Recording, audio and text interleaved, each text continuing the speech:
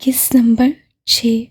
उसकी सरसराती सरगोशी पर आर्यन का दिल चाहा था वो सामने हो और वो उसकी गर्दन धड़ से अलग कर दे, मगर उसने इत्मीनान का मुजाहरा किया था। चलो एक कोशिश ये भी करके देख लो बादशाह, कहीं कोई ख्वाहिश तुम्हारी मरने से पहले अधूरी ना रह जाए। मगर एक बात याद रखना, अगर किसी ने मेरी फैमिली खासकर मेरी बेटी पर नज़र डाली तो उस शख्स के लिए आर्यन मलिक कभी ना ख़त्म होने वाली तबाही साबित होगा। ऐसी तबाही जो सब कुछ निस्तो नाबूद कर देगी। उसके लहजे में सब जलाकर राख कर देने वाला जुनून बरपा था। कॉल कट किए वो वहीं चक्कर काटने लगा, गोया खुद को पुरसुकून कर रहा था। अब इसे वापस भी दो मलाइका, तुमने थोड़ी देर का कहा था। उसके सर पर खड़े फैसल ने कदरे मासूमियत से कहा, थोड़ी देर, मैं अभी खेल रही हूँ अज़ा के साथ। मलाइका के जवाब पर फैसल के चेहरे पर हर दर्जा उदासी छा गई। अपनी बेटी को खोने के बाद आर्यन की बेटी से फैसल की अटैचमेंट इस कदर थी जैसे किसी बाप की बेटी के साथ होती है। हमजा उसके एक्सप्रेशंस बागौर नोट कर रहा था। अगर मलाइका को उसके साथ हुई ट्रेजेडी के बारे में मालूम होता तो वो फैसल शाह के साथ कभी भी अज़ा को लेकर जिद न लगाती। हमजा ने उन दोनों को देखते सोचा था। अंदर आते आर्यन की नज़र हमजा से होते फैसल के पूछे चेहरे पर पड़ी थी और उसकी नज़रें मलाइका की गोद में मुस्कुराती अज़ा पर थी। आर्यन सारा माजरा समझता अपनी जगह पर आ बैठा था। मलाइका उसके साथ वाले सोफे पर वर्जुमान थी। मलाइका, मैंने जो तुम्हें काम दिया था उसका क्या बना? आर्यन ने धीमी आवाज़ रखी थी। मेरे हबरी ने मुझे 2 घंटे का वक्त दिया था आर्यन। जाओ जाकर खबर लो, अभी रोज़ को फैसल को दे दो। ओके। कोई और वक्त होता तो मलाइका बहस करती, मगर वहाँ बात उनके मिशन के मुतालिक थी, इसलिए सर हिलाती फैसल को रोज़ को पकड़ाते लाउंज से बाहर निकल गई थी। अभी आकर वापस लूँगी अज़ा को, उसे कहना वो नहीं भूली थी। नहीं दूंगा। फैसल इत्मीनान से कहता मुस्कुरा दिया और उसके साथ खेलने लगा। आर्यन और हयाम के पास उनकी बेटी कमी रहती थी। कहने को उनकी बेटी थी, मगर उनको उसे जी भर के देखने का मौका भी नहीं मिलता था। हमजा और वाकास उनसे दूर टेबल पर फाइल रखे किसी टॉपिक पर ज़ेरे बहस नजर आ रहे थे। आसिया बेगम, ओन साहब और सुमेरा बेगम मुरसलीन, ताहा और नताशा के साथ खेलने में मसरूफ़ थे। आप परेशान लग रहे हैं। अयाम ने आखिरी नज़र अपने पास बैठे आर्यन पर डाली, जो कुछ गुमसुम सा बैठा था। जिसके पास इतनी प्यारी और मासूम सी बीवी हो वो भला परेशान हो सकता है? और उसकी एक मुस्कुराहट और मोहब्बत भरे जवाब पर ही अयाम मुतमिन होती मुस्कुरा दी थी। वो उसे बताकर परेशान नहीं करना चाहता था, मगर उसे कब मालूम था वो परेशानी जोंक की तरह उन्हें चिपकने वाली है। मगर वो मुतमईन था, क्योंकि उसे हर हाल में अपने अल्लाह पर भरोसा था। वो सब एक साथ खुश थे। उसकी बीवी और बेटी उसके पास थी। वो खुद को दुनिया का अमीर तरीन और ताकतवर इंसान समझता था। बाकी परेशानियाँ और ऐसी ट्रेजिडीज़ अब उनकी ज़िंदगी का मामूल बन गई थी, और आर्यन मलिक को अपनी फैमिली को प्रोटेक्ट करना अच्छी तरह आता था। अपने इर्द गिर्द मुस्कुराते चेहरों पर नजर डालते उससे यूं ही सलामत उनके मुस्कुराते रहने की दुआ मांगी थी। रात का खाना खाने के बाद सब अपने अपने कमरों में चले गए थे, सवाए उन पांचों के। आज काफ़ी अरसे बाद वो एक बार फिर इकट्ठे बैठे किसी मिशन पर नुक्ताचीनी कर रहे थे, और आज उनके साथ वकास भी शामिल था। अभी तो अजमल पाशा की पहली जुमेरात भी नहीं आई भाई, तो इसका ये भतीजा कहाँ से टपक आया? फैसल कदरे सीरियस अंदाज में मुतसफ़िर हुआ। मैंने कितनी बार कहा है फैसल, काम के वक्त ऐसी चवलियाँ मत मारा करो। आर्यन ने उसे रगड़ा। फैसल मुंह पर हाथ रख के खामोश हो गया। नाम क्या बताया इसने अपना? हमसा ने सवाल किया। बादशाह नाम है इसका। आर्यन ने माथा मसला। आर्यन, मेरी इन्फॉर्मेशन के मुताबिक ये बंदा अभी तक एक बार भी पाकिस्तान नहीं आया है। और अभी भी ये आउट ऑफ पाकिस्तान ही है मलाइका, मैं ये सब जानता हूँ। मुझे वो बताओ जो मैं नहीं जानता। उसके बाद बीच में ही काटे आर्यन ने तेज लहजे में कहा। उसकी परेशान सूरत तो पहले ही उन्हें किसी संगीन सूरत हाल की दास्तान सुना रही थी, उस पर से उसका लहजा उन्हें मज़ीद तशवीश में डाल रहा था। कमरे में पल भर को सकूत छा गया। भाई क्या हुआ है, हमें बताएं। मुझे क्यों ऐसा लग रहा है आप हमसे कुछ छुपा रहे हैं? हमसा ने हिम्मत करते उसे मुहातिब किया। आंखों के किनारों को मसलते आर्यन ने हर दर्जा सुर्ख होती आंखों से हमसा के उलझन सदा चेहरे को देखा था, और फिर उसने शाम में आने वाली कॉल के मुतालिक उन्हें अलिफ से ये तक सब बता दिया था। जिसके बाद फैसल शाह का पारा हाई था। उसका बस नहीं चल रहा था वो उस बंदे का नाम और निशान मिटा के रखते। मुझे इजाज़त दें भाई, मैं कहीं से भी उस कमीने को ढूंढ कर आपके सामने ले आऊँगा, फिर चाहे वो पाताल में भी छुप के बैठा हो। वो एकदम से ठाड़ा था। वहाँ उसकी एहसास से अटैचमेंट किसी की भी नसों से मुखफ़ी नहीं थी। इस खबर के बाद उन्हें फैसल शाह से इसी तरह के रद्द-ए-अमल की तवक्का थी। यही वजह थी कि आर्यन हँसकर उसे इस मुतल्लिक नहीं बताना चाहता था। जोश से नहीं, होश से काम लेना होगा फैसल। आर्यन ने उसका कंधा थपथपाया था। मुझ में आप जितना सब्र बिल्कुल नहीं है भाई। उसकी इतनी जुर्रत, उसने मेरी शहजादी का नाम लिया भी कैसे? रिलैक्स हो जाओ फैसल, भाई ठीक कह रहे हैं। और तो और उसे पकड़ना इतना आसान नहीं है। वकास की आवाज़ पर सब उसकी तरफ मुतवज्जा थे। क्यों? वो कोई खलाई मखलूक है जो हम उसे पकड़ नहीं सकते? फैसल की आवाज़ ऊंची हुई थी। आहिस्ता बात करो फैसल, हमारे कान हराम नहीं है। मलाइका ने उसका बाजू हिलाते कहा। फैसल ने बस घूरने पर इक्तफा किया। आर्यन, अभी तक किसी भी एजेंसी को बादशाह खान को गिरफ्तार करने के ऑर्डर्स पास नहीं हुए हैं। उसका तो कोई एक ठिकाना भी नहीं है। मलाइका ने भी गुफ्तगू में हिस्सा डाला था। वो तीनों चुपचाप सुन रहे थे।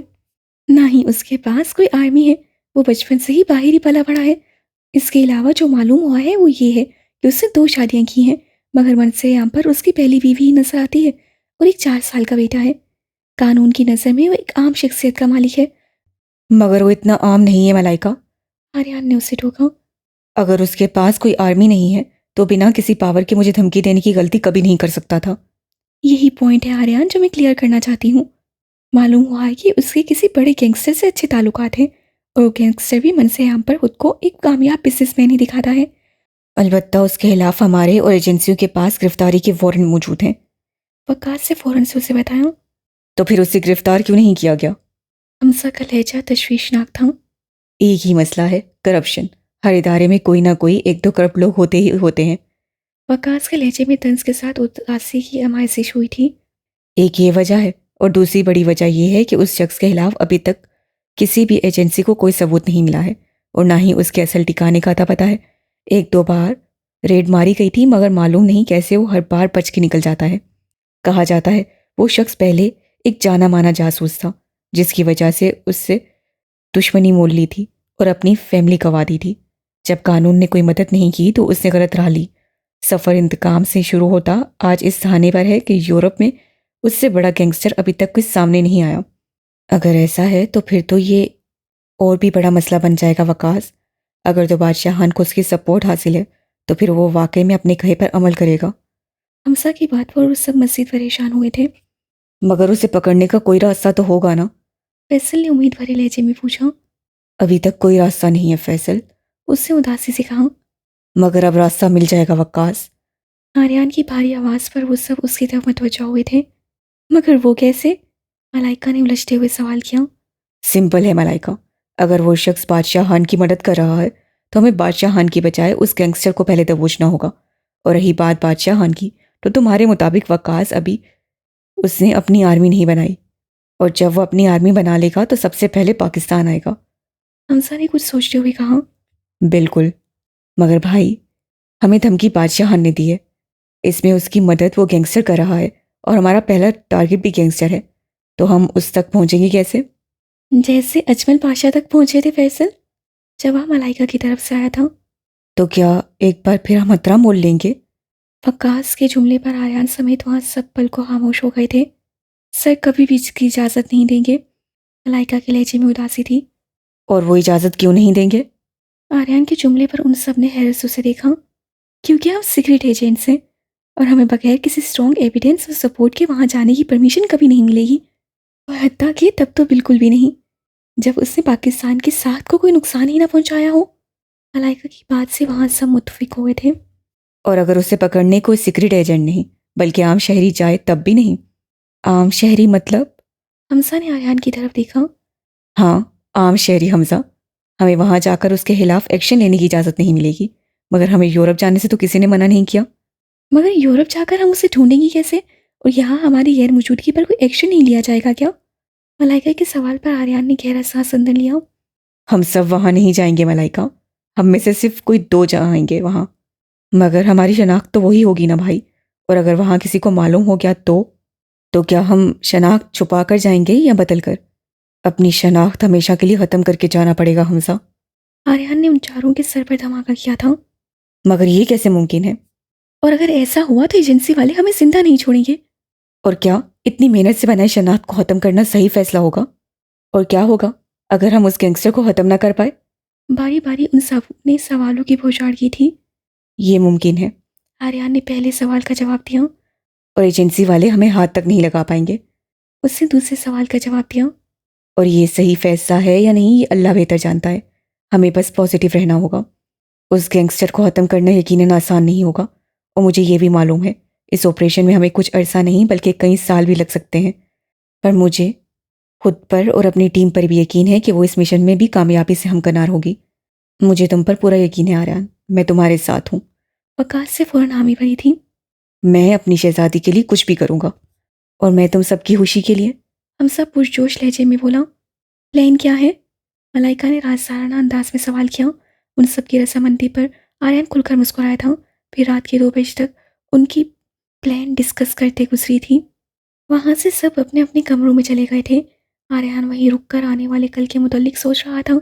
यकीनन वो बहुत बड़ा कदम उठाने जा रहे थे, जिसके बाद ज़रा सी भी गलती पर उन सब की ज़िंदगी दांव पर लग सकती थी। मगर फिर वो अपने कामिल यकीन के साथ खुद को यकीन दिलाता, हर अगली सीढ़ी पर बेखौफ कदम रखने को तैयार हो जाता था। सर में दर्द महसूस करते वो कमरे की तरफ बढ़ गया। कमरे में आते ही उसकी पहली नज़र उस दुश्मन जहाँ पर पड़ी थी, जो आंखों में नींद का खुमार लिए बेडग्राउंड से टेक लगाए नींद में झूल रही थी। एक हाथ में उल्टी बुक पकड़ी थी, जबकि दूसरा हाथ साथ सोई असा पर रखा था। आर्यन धीमे कदम उठाता असा के करीब आया। उसके गाल को हल्का सा छुए आर्यन ने कदरे मोहताज से उसे बेबी कॉट में लिटा दिया और खुद बेड की तरफ आया, जहाँ उसकी मासूम बीवी पूरी आंखें खोले हल्की से उसे घूर रही थी। सॉरी, थोड़ा लेट हो गया।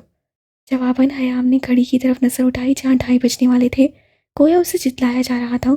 आर्यन ने घड़ी के बजाय नजरें हयाम पर ही मरकूज किए रखी, जिस पर हयाम कुशन साइड में रखती अपनी जगह पर सीधी हो गई थी। उसके पास आते आर्यन ने अपनी साइड पर लेटते रुख उसकी जानी मोड़ा था। हयाम। हयाम को अपना दिल कानों में धड़कता महसूस हुआ। वो उसे नाम से कम ही पुकारता था, मगर आर्यन के लहजे की मोहब्बत और मिठास हमेशा उसकी सांसों को उथल पुथल कर जाती थी। नाराज हो? हाँ, सरहद से जवाब आया। अच्छा, तो ये नाराज़गी प्लीज़ कल के लिए रख लो। अभी मेरे सर में शदीद दर्द हो रहा है। सर दर्द क्यों हो रहा है? हयाम फौरन से उसकी जानी पलटी। क्योंकि तुम नाराज़ हो ना। इंतहाई मासूमियत से बताया गया। नहीं, मैं अभी नाराज नहीं हूँ, मगर कल आपको मुझे मनाना पड़ेगा। Okay done. आर्यन ने फौरन से कहते उसके बाजू पर सरक दिया। उंगली की पोरों से उसकी कनपट्टी दबाती हयाम की नजरें उसके चेहरे पर ही मरकूज थी। क्या देख रही हो मासूम बीवी? देख रही हूँ, आप मुझसे झूठ भी बोलने लगे हैं। आर्यन मलिक अपनी बीवी से कभी झूठ नहीं बोल सकता, बस बातें छुपा सकता है। मतलब तो एक ही हुआ ना? हयाम ने हल्की से मुंह फुलाया था। आप क्यों परेशान हैं आर्यन? उसके चेहरे की नज़दीक चेहरा करते हयाम ने फिक्रमंदी से इस्तफसार किया। हयाम की गर्म सांसों को अपनी गर्दन पर महसूस करते वो बंद आंखों से ही मुस्कुराया था। फिर अगले ही लम्हे उसकी गर्दन में हाथ डाले आर्यन ने इंच भर का फासला भी कम कर डाला। उसके सीने पर हाथ रख गए हयाम ने बामुश्किल खुद को आर्यन में टकराने से बचाया था। पता है मैंने नाराज़गी कल पर क्यों रखवाई? आर्यन ने उसकी आंखों पर बारी बारी अपना पुरखिद्दत लम्स छोड़ा था। क्यों? हयाम के आवाज़ मुख्तल हुए थे। क्योंकि मुझे सुकून चाहिए था, इसलिए नहीं कि तुम इतने सवाल करो। उससे मुंह बिगाड़ा। हयाम को वो हवासा बहुत क्यूट लगा था। और कल तुम्हें तुम्हारे हर सवाल का जवाब मिल जाएगा, इसलिए अभी खामोश रहो और बस मेरे पास रहो। झटके से उसे तकिए पर गिराते आर्यन ने उसकी गर्दन में मुंह छुपाया था। हयाम को कुछ बोलने तो क्या, सोचने का भी वक्त नहीं मिला था। बस उसकी गुर्बत में अपनी मुंतशिर होती धड़कनों का शुमार करती हुई आर्यन के गिर्द घेरा बनाए आंखें मूंद गई थी। मलिक हवेली में क़यामत सा समा था। सुबह उठते ही जो खबर उनके समातों से टकराई थी, उनके पैरों के नीचे से ज़मीन खींचने के लिए काफ़ी थी। उन सब का रो रो कर बुरा हाल था। आर्यन, वक्कास, हमजा और फैसल लापता थे। दुरानी साहब सुबह 7 बजे के करीब ही मलिक हवेली पहुंच गए थे। हयाम, ज़ारा और दूबा को तो अपना कोई होश ही नहीं रहा था। सुमैरा बेगम और आसिया बेगम ने बामुश्किल बच्चों को संभाला था। दिन के 12 बजने को थे। हवेली में मातम हन्नूस कायम था। सुबह सूरज की किरणों के फूटने के साथ ही न्यूज़ चैनल पर एक ही खबर दिखाई जा रही थी। मलाइका रज़ा, डीएसपी वक्कास रज़ा की बीवी कार एक्सीडेंट में जहां भाग हो गई थी, और इस खबर ने वहां तहलका मचा दिया था। उलझे बिखरे से हुलिये में वो मलिक हवेली, जहां कल तक खुशियां रक्स करती थीं, आज वहां अक्षों के रेले आ निकले थे। नजर लग गई हमारी खुशियों को बाबा, नजर खा गई। सब बर्बाद हो गया। वो ऐसे कैसे जा सकती है बाबा? उसे बोले वापस आ जाए। दुरानी साहब ने बामुश्किल रोती बिलखती हयाम को अपने आंचल में छुपाया था। उसके दिल चीरते जुमले, रोने आहें वहाँ सब पर गिरा गुजर रहे थे। ज़ारा और तूबा ऊन साहब के पहलू में छुपी किसी मोज़े के इंतज़ार में बैठी थी। अल्लाह सब बेहतर करेगा मेरे बच्चे, रोना बंद करो, संभालो खुद को। दुरानी साहब दीदा हुए थे। उसकी सिसकियाँ हन्नूस उस सरो दीवार में गूंज रही थीं। अचानक उन मदम सिसकियों में भारी कदमों की चाप भी शामिल हुई थी। वहाँ मौजूद तमाम अफराद की नसें हवेली की एंट्रेंस की तरफ उठी थीं। वो चारों एक साथ हवेली वापस आ रहे थे। आर्यान की सोच के मुताबिक वहाँ का माहौल वैसा ही था जैसा वो सोच कर आया था। उसकी बेताब नज़रों ने उस दुश्मन जान को खोजा था। सुबह वाले बिखरे हुलिये में वो अभी भी बैठी रो रही थी। उसकी तकलीफ की शिद्दत, उसके चेहरे पर फैले आसार और आंखों के सूजे पपोटे से वासिया हो रही थी। उसकी बिखरी हालत पर आर्यान का दिल मुट्ठी में आया था। उसका दिल चाहा अभी जाके हयाम को सारी हकीकत बता दे। अभी वो अगला कदम उठाते। सुमेरा बेगम, ओन साहब और दुरानी साहब समेत वो सब भागती उस तक पहुंची थीं। मलाइका कहाँ है? जवाब दे आर्यान, मैं आपसे पूछ रही हूँ। उसका बाजू पकड़े हयाम के रोने में शिद्दत दर आई थी।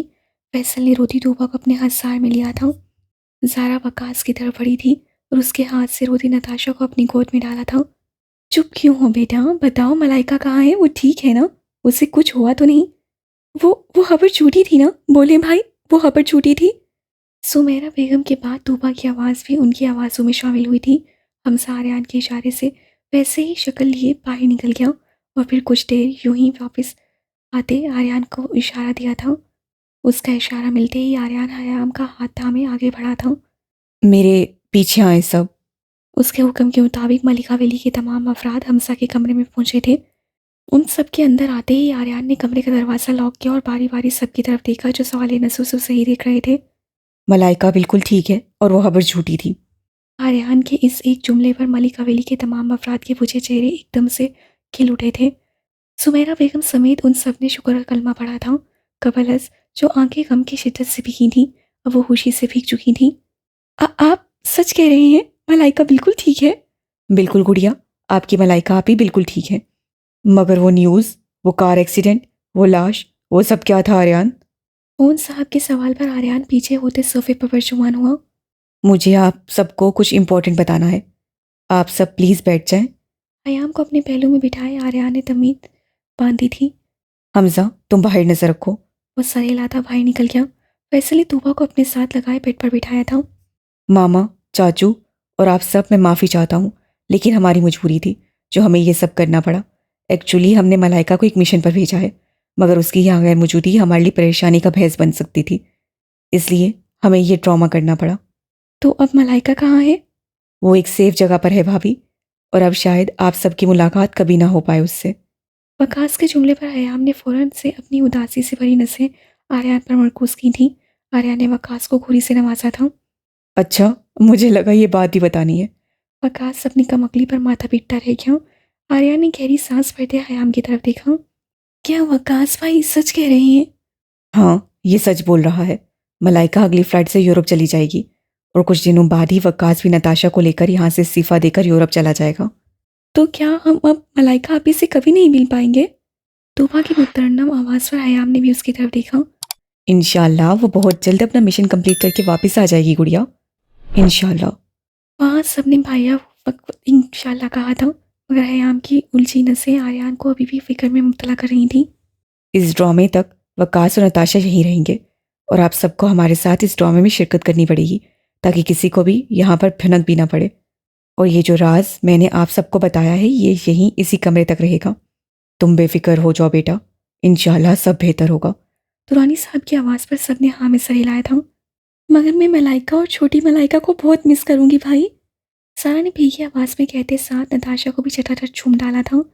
जैसे ये सारा किस्सा आम होगा वो आप सबसे कांटेक्ट ज़रूर करेगी। वकास से उन्हें यकीन दहानी करवाई, जिस पर सबके चेहरे खिल उठे थे। अब सब बाहर चलें और मामा, आप प्लीज़ मेहमानों को हैंडल कर लीजिएगा। बेफिक्र रही, मैं सब संभाल लूंगी बच्चे। सुमेरा बेगम उन्हें दुआएं देती नताशा को लेकर कमरे से बाहर निकली थी। बच्चे कहाँ हैं? मुरसलीन भी नज़र नहीं आ रहा। वो सब ऊपर दादो के कमरे में है। ओके, तो पहले मैं अपने शहजादे से मिलाऊं फिर कोई काम करूँगा। फैसल मोहब्बत से लबरेज लहजे में कहता तो हुआ कुली कमरे से बाहर निकला था। सारा और हमसा पहले ही नताशा कुली आसिया बेगम के कमरे की तरफ जा चुके थे। हयाम उनके रूम से निकलती कुछ भी कहे बगैर अपने रूम की तरफ चली गई थी। आर्यान उसकी परेशानी भांपता असद से मिलने की बजाय उसके पीछे गया। हयाम, क्या हो गया? तुम बात क्यों नहीं कर रही मुझसे? कमरे में आते ही उसके पास झगड़े आर्यान ने उसे अपने हसार में कैद करके पूछा था। हयाम उसकी तरफ देखती रही, फिर अगले ही लम्हे उसके सीने में मुंह छुपाए और बिलक बिलक कर रो दी थी। आर्यान उसके रद्द-ए-अमल पर हासा परेशान हुआ था। मलाइका, ठीक है हयाम, तुम कहोगी तो मैं तुम्हें उससे मिलवाने ले जाऊंगा, मगर तुम रो तो नहीं प्लीज। हयाम ने गर्दन उठाकर उसे देखा जो उसको सिर्फ चुप करवाने की खातिर अपने असूल भी तोड़ने को तैयार खड़ा था। मुझे ठीक नहीं लग रहा आर्यान, मुझे ऐसा लग रहा है जैसे कुछ बहुत गलत होने वाला है। मैं हर हाल में तुम्हारे साथ हूँ हयाम, तुम्हें घबराने की जरूरत नहीं है।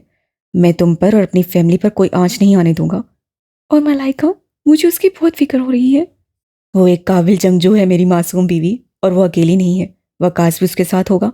तुम उसकी तरफ से बिल्कुल बेफिक्र हो जाओ। अल्लाह ने चाहा तो हम इस मिशन में भी इंशाल्लाह कामयाबी से हमकनार होंगे। इंशाल्लाह। उसके कंधे पर सरक के हयाम ने धीरे से कहा। मैं देख रहा हूँ हयाम, तुम आजकल हर किसी की में रहने लगी हो, सवाए मेरे। उसका सर थपथपाते आर्यान ने शिकवा किया था। आपको कभी कुछ नहीं हो सकता आर्यान, आपके गिर्द मेरी दुआओं का महफूज कह रहा है। उसके मोहब्बत पाश लहजे में कहा। मतलब तुम कहना चाहती हो कि तुम मेरे लिए दुआ करती हो, इसलिए मेरी फिक्र नहीं करती? हाँ, मैं यही कहना चाहती हूँ। वो खिलखिलाई। नहीं, बिल्कुल भी नहीं। मुझे फिर दुआ नहीं चाहिए, मुझे तो मेरी मासूम बीवी की टेंशन, मोहब्बत और फिक्र चाहिए। तुम मेरे साथ ऐसे गेम नहीं खेल सकती। उसे यूं बच्चों की जैसे लड़ते देख आयाम बेसाख्ता हंसी थी। आर्यान कई पल उसे महवे से तकता रहा था। बस ऐसे ही हंसती रहा करो, बिल्कुल आर्यान मलिक की मासूम बीवी लगती हो।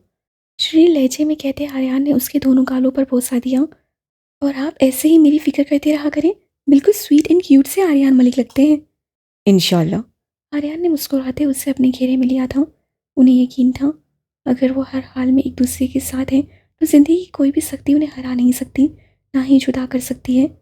और हकीकत थी, मलिक हवेली पर जब भी कोई छोटी सी परेशानी ने भी काबिज होने की कोशिश की थी, उन सबके साथ मजबूत यकीन और एकता ने उन्हें हर मुकाम पर कामयाबी ही दिखाई थी।